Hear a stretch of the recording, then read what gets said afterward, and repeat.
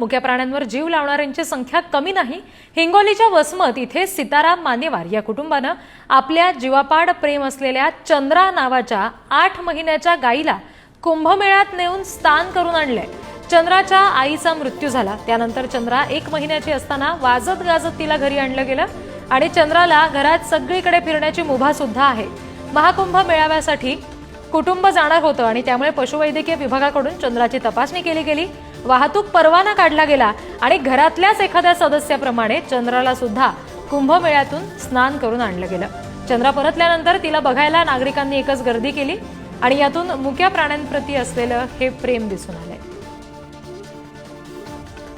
ही दृश्य आहेत महाकुंभ मेळ्यासाठी गेलेल्या चंद्राची, जी पवित्र स्नान करून आलेली आहे आणि आता तिला पाहायला नागरिक गर्दी करतायत।